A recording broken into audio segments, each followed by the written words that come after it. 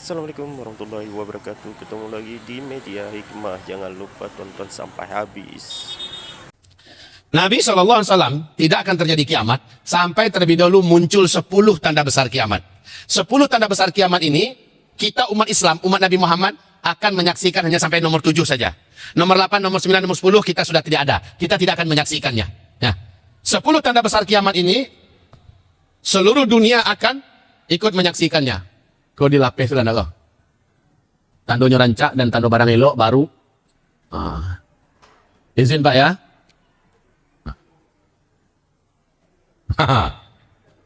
Nah, jadi 1, 2, 3, 4, 5, 6, 7, 8, 9, 10. Kata Rasulullah, sebelum kiamat akan muncul terlebih dahulu 10 tanda besar kiamat. 10 tanda besar. Dan tanda besar ini seluruh manusia sedunia menyaksikannya. Yang pertama kata Rasulullah adalah bumi diselimuti oleh kabut debu bersatu dengan asap yang sangat tebal sehingga bumi tidak bisa ditembus oleh cahaya matahari. Bumi gelap gulita selama 40 hari, 40 malam. Peristiwa ini disebut dengan dukhon. Apa? Dukhon, ya. Bumi gelap gulita selama 40 hari, 40 malam, cahaya matahari tak masuk, dan dianya adalah bersatunya asap dengan debu. Teramat sangat tebal lagi panas, menyelimuti bumi 40 hari, 40 malam. Dukhon ini terjadi karena hantaman meteor dari ruang angkasa. Jadi ini hantaman meteor menabrak permukaan bumi. Dan ini Allah ceritakan dalam Al-Quran ya, tentang meteor menabrak bumi, menimbulkan dukhon. Ya, baik. Setelah dukhon, kurang dari 2 tahun, ya, muncullah tanda besar kiamat yang kedua. Tanda besar kiamat yang kedua, Dajjal muncul ke tengah-tengah manusia. Dan Dajjal mengaku dirinya adalah Tuhan, Rabbul Alamin. 2/3 manusia akan sujud menyembah Dajjal. 2/3 manusia.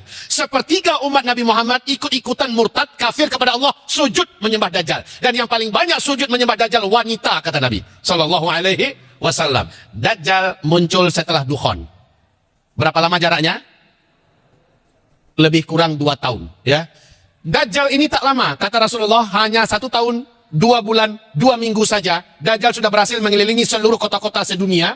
Lalu Dajjal diakhiri oleh tanda besar kiamat yang ketiga. Allah turunkan Nabi Isa alaihissalam, dan Nabi Isa membunuh Dajjal di depan pintu Lut di Palestina. Sekarang pintu Lut itu dikuasai Israel sekarang, Pak. Yang kemarin kami baru pulang dari Palestina ya.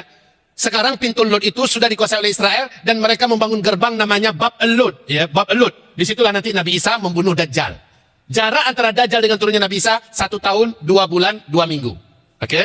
Setelah Dajjal binasa, beberapa bulan kemudian terjadilah tanda besar kiamat yang keempat, yaitu lepasnya manusia yang dulu dikurung oleh sang penguasa yang agung, Zulkarnain, ya. Iskandar Zulkarnain. Siapa ini manusianya? Ya'juj dan Ma'juj. Ya'juj dan Ma'juj ini manusia, keturunan Nabi Adam. Sama, Dajjal juga manusia, keturunan Nabi Adam. Ini laki-laki cuma 1 orang, kalau ini jumlahnya dalam setiap 1.000 orang manusia saat itu, 999-nya Ya'juj dan Ma'juj. 1 kalian. Saking banyaknya jumlah mereka, Pak. Ya'juj dan Ma'juj ini dibinasakan oleh Allah berkat doa Nabi Isa alaihissalam.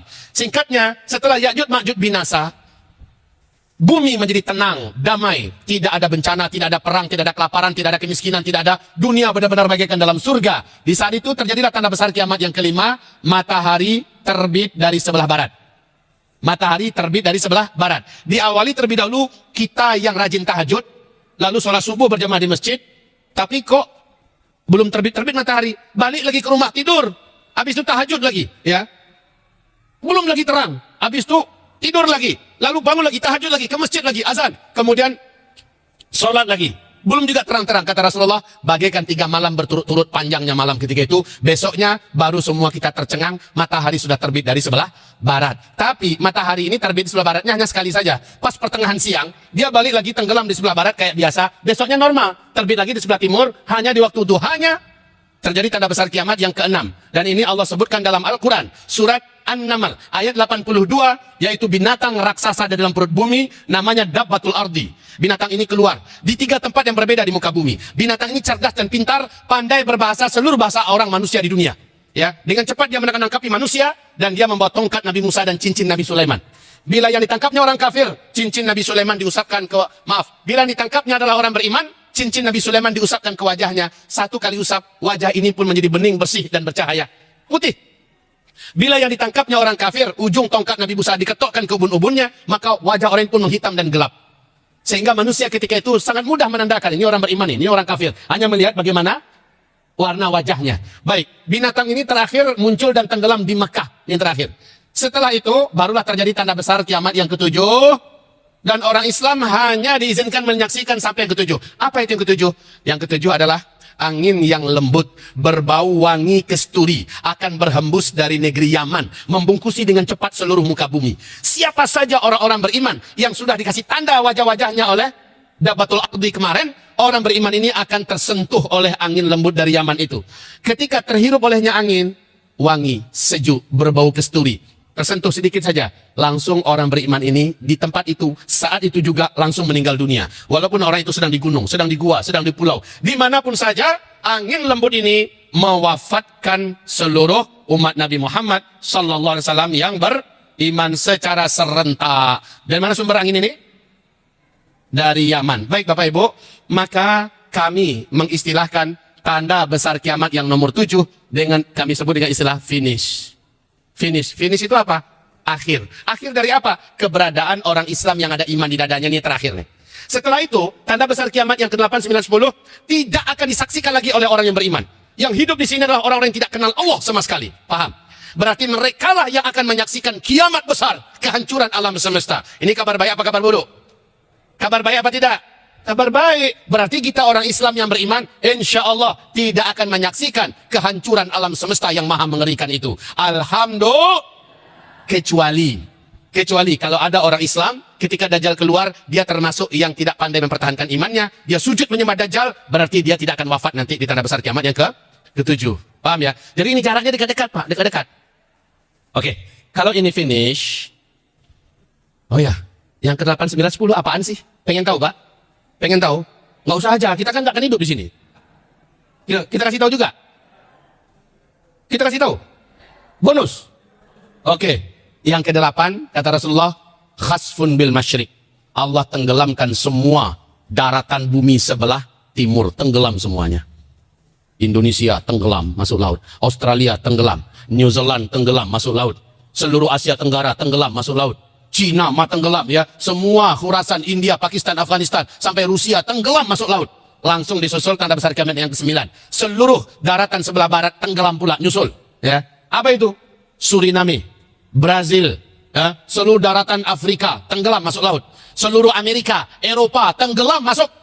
Yang tersisa mana? Yang tersisa hanyalah satu kepingan bumi di daerah Timur Tengah sekarang. Yang terbagi dua aslinya, ini adalah Jazirah Arab, ini adalah Syam.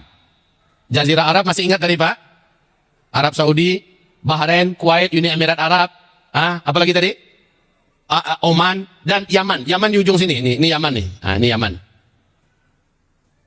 Kalau Syam, Palestina, Yordania, Lebanon dan Yordania. Ini Syam. Cuma ini yang tersisa. Apa kata Rasulullah?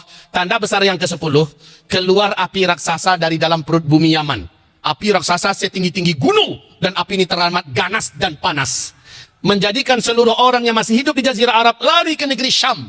Saat semua manusia sudah masuk gabung di Syam, barulah malaikat Israfil membunyikan terompet kiamat. Ya, berarti keluarnya api raksasa dari dalam perut bumi Yaman. Sebagai informasi bagi Bapak Ibu punya HP kan? Android yang ada YouTube-nya, buka nanti tulis di YouTube kondisi api dari perut bumi Yaman sekarang. Nanti akan keluar informasinya. Sejak 2012 Pak, sampai hari ini semakin meluas. Awal-awalnya ditemukan ada kawasan panas, ya, berlobang-lobang Pak. Ketika didekati lobang itu mengerikan. Di dalamnya ada api yang saling bergelut dan berkelahi, saling melahap ya, antara satu dengan yang lain. Kalau dimasukkan anak lembu ke dalam Pak, sebentar aja dikeluarkan jadi sate itu, masak. Jarak 10 meter, lubang lagi, api lagi di dalamnya. Jarak 100 meter, api lagi. Sekarang makin lama, makin luas. Ya, makin luas api tersebut. Wahai hamba-hamba Allah, para ahli dan pakar dunia mengatakan tak diketahui seberapa energi api yang ada di zaman sekarang. Tapi bagi saya, ini semacam info dari langit, dari Allah kepada umat manusia. Awas, tanda besar kiamat, pemanasannya sudah dimulai dari sekarang. Begitu, sebagai informasi bagi kita.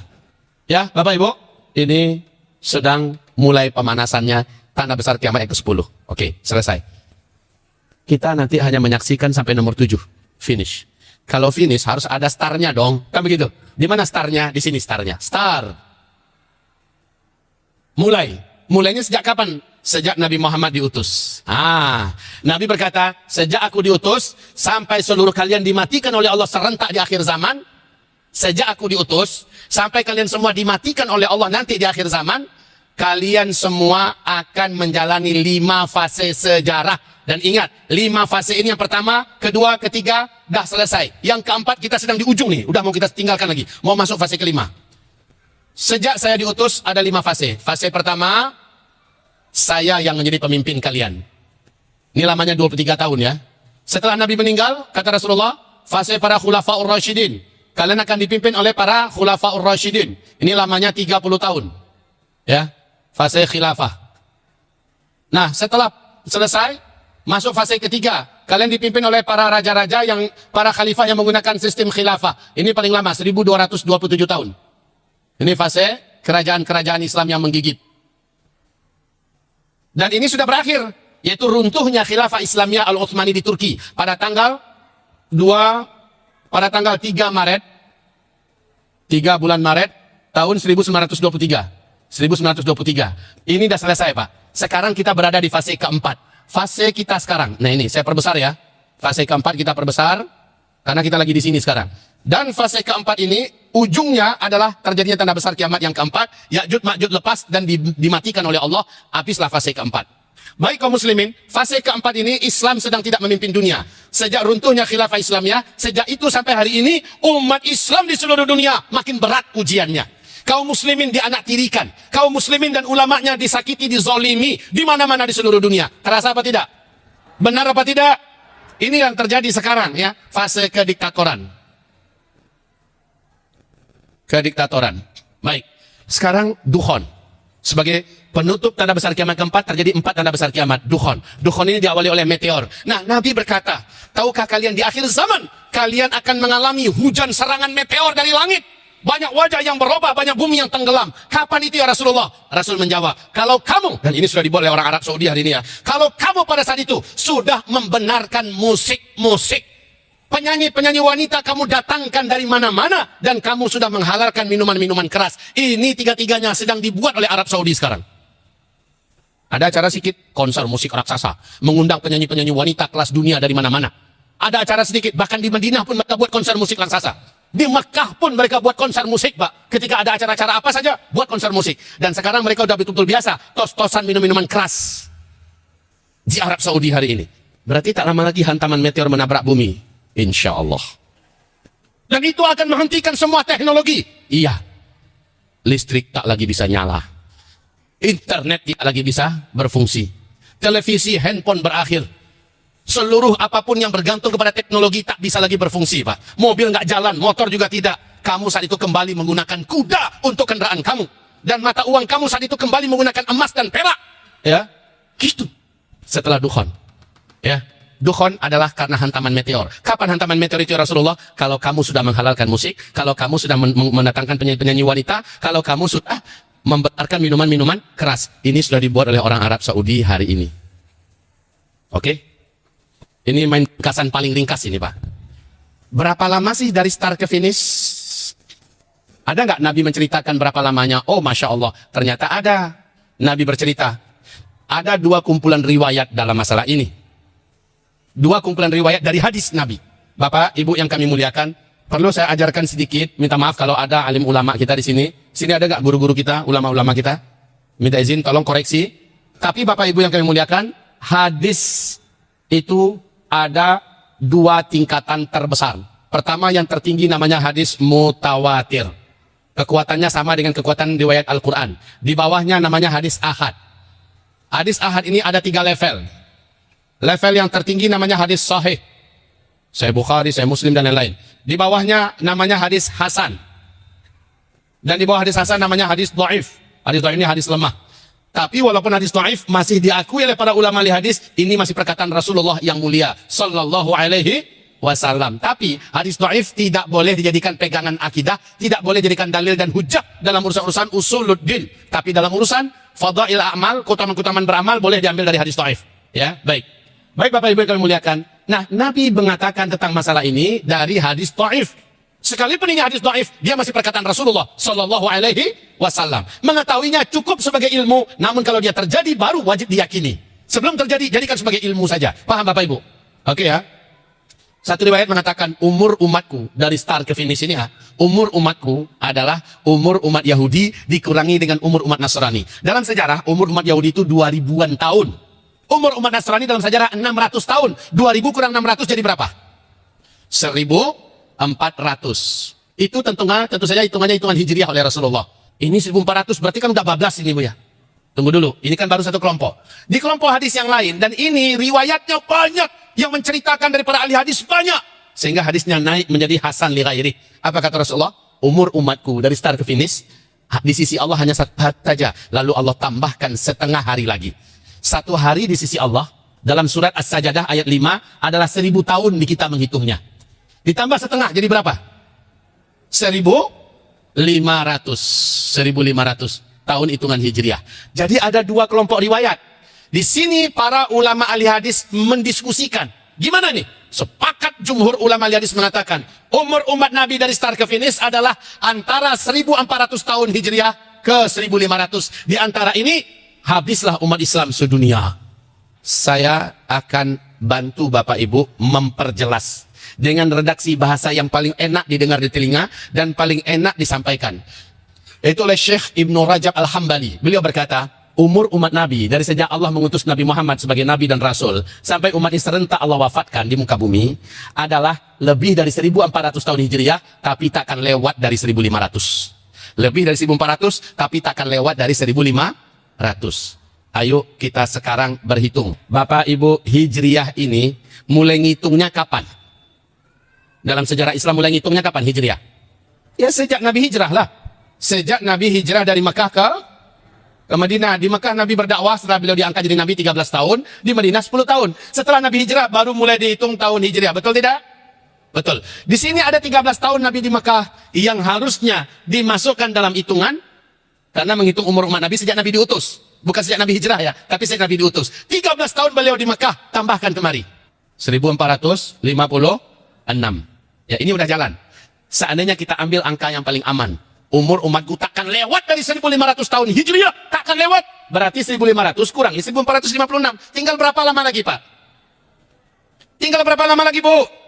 Tinggal ngurangin. 1500 kurangi 1456. Tinggal 40. Ini paling lama loh ya. Ke depan ini paling lama hitungan hijriah. Paling lama. Itu lamanya umat Islam hidup di dunia. Dan tanda-tandanya sudah nampak semua sekarang. Kalau ada yang menolak, silahkan. Tidak ada kami paksa. Kami nggak percaya, silahkan. Tugas saya hanya menyampaikan. Kalau ada yang nggak percaya, silahkan. Tapi kalau percaya, apa gunanya kami tahu ini, Bu ya? Gunanya Bapak Ibu tahu supaya cepat berubah jadi orang lebih baik lagi ke depan. Kalau ada yang menunda-nunda taubat, jangan. Stop. Stop amal salah. Ayo ke amal soleh. Itu yang harusnya, Pak. Kalau selama ini kita nanggung-nanggung berislamnya, ke depan jangan lagi nanggung-nanggung. Kalau selama ini kita masih pelit-pelit dengan infak sedekah, ke depan jangan lagi pelit-pelit. Harta yang ada jangan pikir untuk 7 turunan, tapi pikir gimana menyelamatkan kita nanti pada hari kiamat. Gitu, Pak. Hayya 'alas shalah, hayya 'alas shalah. Panggilan azan di masjid, harusnya kita sudah ninggalkan apapun kegiatan, ke masjid duluan. Gitu, Pak. Para wanita juga, karena ini udah dekat, tak lama lagi Dajjal muncul, maka makin serius beragama di akhir zaman ini. Makin serius menjadi wanita lebih solehah dari sebelumnya. Bisa, Bu? Bisa lebih solehah dari sebelumnya? Bapak-bapak, jadilah lelaki lebih soleh dari sebelumnya. Jangan jadi laki-laki solehah. Loh, laki-laki solehah gimana? Sholat sih sholat, tapi di rumah itu laki-laki solehah namanya. Laki-laki soleh itu ke masjid. Ini kalau sholat 5 waktu, kalau semua laki-laki kita ke masjid aja, Pak, penuh ini kayak Jumatan. Betul tidak? Betul.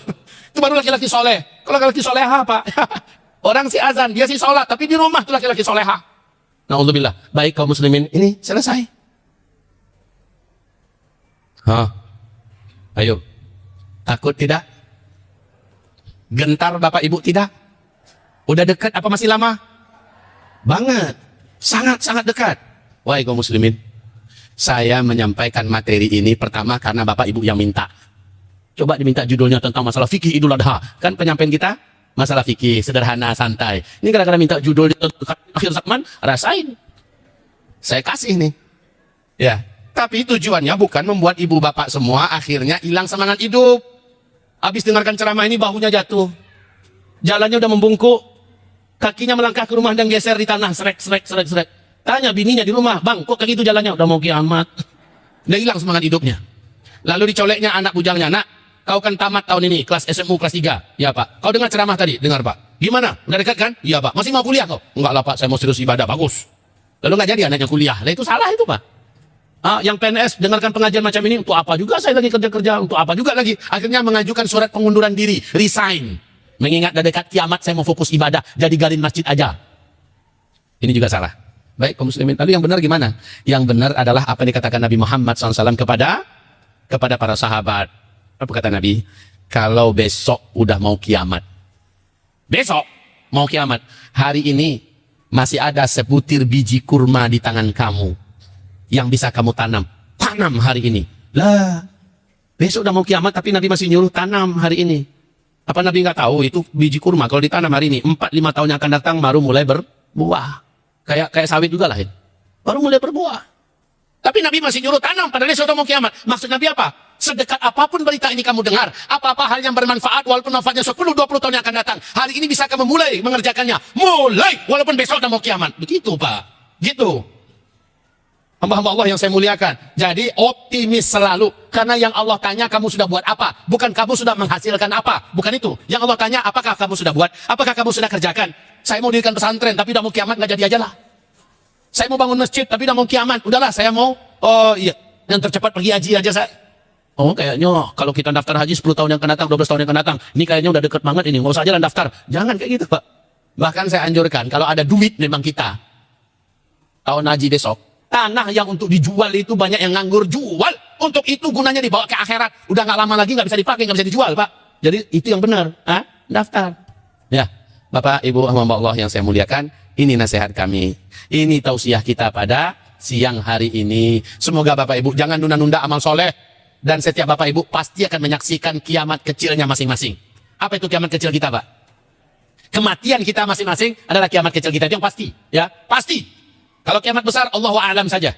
Kapan tanggalnya yang tepat, Allah yang maha tahu. Tapi tanda-tandanya udah Allah kasih lihat dah sekarang. Tapi tanda kecil kiamat semua kita pasti akan menyaksikan. Dan itu nggak perlu nunggu tua. Nggak perlu nunggu tua. Saya kasih contoh nih. Ini sebelum penutupan.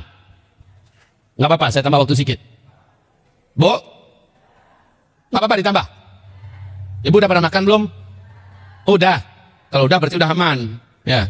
Yang khawatirnya kita belum makan, lambang gigi badannya, lalu keringat dingin keluar. Lambat betul Bu Yani ceramahnya, kita udah kelaparan. Baik, di Padang Panjang. Jadi maksud saya, untuk kiamat kecil nggak perlu harus nunggu tua. Kadang-kadang masih sehat, segar bugar, tahu-tahu nanti mati. Contoh, di Padang Panjang, tahu Padang Panjang Pak ya? Di Padang Panjang diumumkan di sebuah masjid di daerah Bukit Surungan, ya. Ternyata di situ ada Ustadz Kamrianto Safri LC, adik kelas saya dulu di Tawali Padang Panjang dan juga di Mesir. Beliau cerita, Dazul katanya. Tadi diumumkan di masjid pagi-pagi. Inna lillah wa inna ilaihi raji'un. Inna lillah wa inna ilaihi raji'un. Telah berpulang ke rahmatullah orang tua kita, nenek mama kita, datuk kita Fulan bin Fulan. Di umur sekian, pagi ini jam sekian. Wahai Bapak Ibu, nanti mari hadiri menyolatkan jenazah beliau, salat zuhur rame-rame. Dan kita antarkan beliau ke peristirahatan terakhirnya. Inna lillah wa inna ilaihi raji'un. Semangatnya Bapak ini mengumumkan. Semangat Pak, orangnya masih muda, baru usia 32-33 tahun, mengumumkan.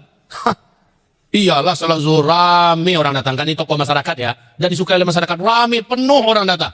Habis salat zuhur, keranda mayat dibawa dari luar, satu. Orang masih siap mau sholat. Tiba-tiba datang lagi satu keranda yang lain. Jadi dua Pak. Orang-orang kan mulai bisik-bisik. Loh, tadi yang diumumkan cuma satu. Sekarang kenapa yang datang dua? Sebagian ada yang udah tahu. Itu yang di depan, itu yang datuk kita yang tadi pagi diumumkan. Lah yang kedua siapa? Yang mengumumkan. Muda, sehat, seger. Semangat mengumumkannya. Tahu-tahu dia termasuk yang disolatin juga. Innalillahi wa inna ilaihi rajiun. Baik, ini akhir zaman Pak. Dengan alasan kemarin sehat, sekarang sudah dikuburkan. Kan banyak kayak gitu ya. Ya Allah ya Rabbi. Minggu yang lalu masih segar, masih ketawa ketiwi. Tahu-tahu hari ini sudah diantarkan ke liang lahat. Baik Bapak Ibu, ini adalah contoh. Baik ya, saya rasa cukup sampai di sini pengajian kita. Sebelum kita berdoa dan diaminkan bersama, saya menyampaikan dan menghimbau beberapa hal kepada Bapak Ibu. Mau saya berikan suatu petunjuk yang akan membahagiakan Bapak Ibu di hari kiamat kelak. Mau Alhamdulillah. Bapak Ibu udah minum dari tadi. Bapak duduk dengan santai, minumnya juga lancar. Yang belum minum, minum dulu sekarang. Saya dari tadi lebih sejam, 1,5 jam ngobrol, belum mencicipin minum. Dan nggak ditawarin juga, kasihan banget. Minumlah Buya, kayaknya Buya ada kehausan. Makasih. Bismillah.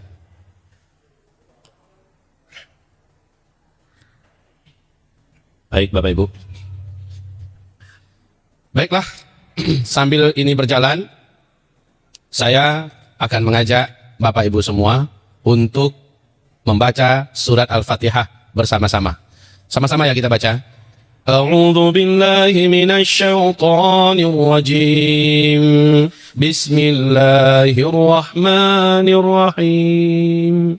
Alhamdulillahi rabbil alamin. Arrahmanir rahim. Maliki yaumiddin. Iyyaka na'budu wa iyyaka nasta'in. Ihdinas siratal mustaqim. Siratal ladzina أنعمت عليهم غير المغضوب عليهم ولا الضالين آمين. Qul huwallahu ahad 1 kali, Qul a'udzu birabbil falaq 1 kali, dan Qul a'udzu birabbin nas 1 kali. Bismillahirrahmanirrahim.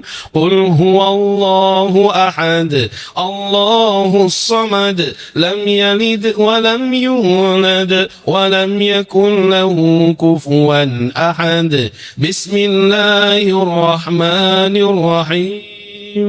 قل أعوذ برب الفلق من شر ما خلق ومن شر غاسق إذا وقب ومن شر النفاثات في العقد ومن شر حاسد إذا حسد بسم الله الرحمن الرحيم قل أعوذ برب الناس ملك الناس إله الناس من شر الوسواس الخناس الذي يوسوس في صدور الناس من الجنة والناس اللهم ارحمنا بالقرآن وصدق الله العظيم. Sekarang angkat tangan dan aminkan doa ini.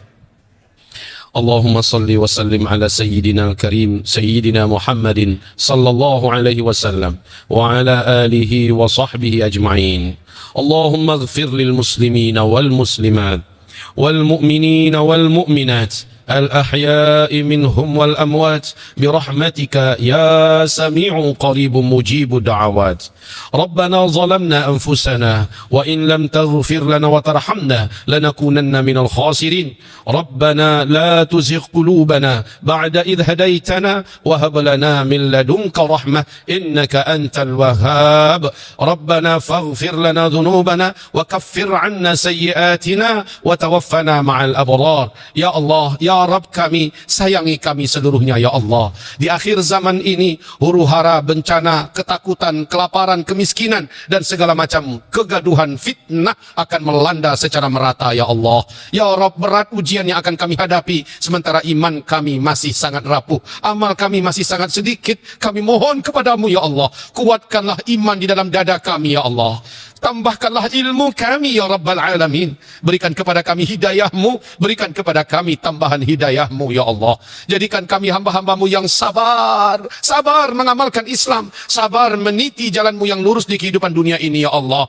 Ya Rabb, wafatkan kami ketika kami sebagai hamba-Mu yang istiqomah di mata-Mu ya Allah. Ya Rabbana, berilah kami rezeki husnul khatimah. Berilah kami rezeki husnul khatimah. Berilah kami rezeki akhir hayat yang husnul khatimah. Lindungi kami seluruhnya ya Allah dari su'ul khatimah. Lindungi kami seluruhnya ya Allah dari su'ul khatimah. Lindungi kami seluruhnya ya Allah dari su'ul khatimah. Ya Allah, jagalah diri kami, jagalah anak keturunan kami, jagalah seluruh karib kerabat sekeluarga handai taulan sanak famili kami ya Allah dari azab-Mu di dunia, azab dalam kubur, dan azab-Mu kelak di hari kiamat ya Allah. Ya Rabbana, masukkan kami seluruhnya ke dalam surga Firdaus-Mu ya Rabb. Masukkan kami seluruhnya ke dalam surga Firdaus-Mu ya Rabb. Masukkanlah kami seluruhnya ke dalam surga Firdaus-Mu ya Rabbal Alamin, ya Arhamar Rahimin, ya Mujibas Sa'ilin. Rabbana آتنا في الدنيا حسنة وفي الآخرة حسنة وقنا عذاب النار سبحان ربك رب العزة عما يصفون وسلام على المرسلين والحمد لله رب العالمين اللهم أمين اللهم أمين اللهم أمين وصل اللهم على سيدنا محمد صلى الله عليه وسلم على آله وصحبه أجمعين آمين يا رب العالمين. Dan ini contoh. Ini tidak terkira orang-orang yang telah Allah angkat penyakitnya. Ini madu murni ya. Madu ini sudah saya ruqyah. Saya sholatkan dulu 2 rakaat, lalu dibacakan ayat-ayat Allah dan diruqyah. Setelah itu didoakan dengan doa-doa Nabi. Dikonsumsi oleh orang, sakitnya kata dokter nggak ketemu penyakitnya, atau nggak sembuh-sembuh. Atau medis mengatakan kami sudah nggak bisa, tawakal pada Allah. Diminumnya ini, Allah sembuhkan dia. Dalam Al-Quran, Allah jamin madu itu menyembuhkan segala macam penyakit. Al-Quran juga pasti menyembuhkan. Sekarang, Al-Quran dan madunya disatukan. Ya, di tangan orang yang memang ahlinya.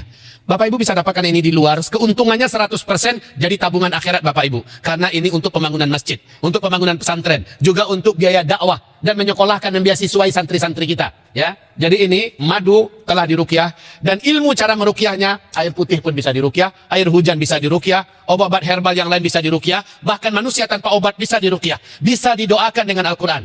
Nah, ini yang saya ajarkan ilmunya. Terkait dengan madu yang telah diruqyah itu ada di luar, dapatkan, berinfaklah, semua keuntungannya tambahan tabungan Bapak Ibu untuk di akhirat. Barakallahu fikum. Demikian saja, mari kita kembali membaca surat Wal Asri. A'udzu billahi minasyaitonir rajim. Bismillahirrahmanirrahim. والعصر إن الإنسان لفي خسر إلا الذين آمنوا وعملوا الصالحات وتواصوا بالحق وتواصوا بالصبر اللهم ارحمنا بالقرآن وصدق الله العظيم. Baca doa kafaratul majlis, kata Nabi, siapa yang membaca doa ini, maka sebelum ia berangkat dari tempat duduknya masing-masing, Allah akan gugurkan semua dosa-dosa kecil yang ia perbuat sebelum itu, seluruhnya. Mari kita baca sama-sama. Subhanakallahumma wa bihamdika asyhadu an la ilaha illa anta astaghfiruka wa atubu ilaik walhamdulillahi rabbil alamin.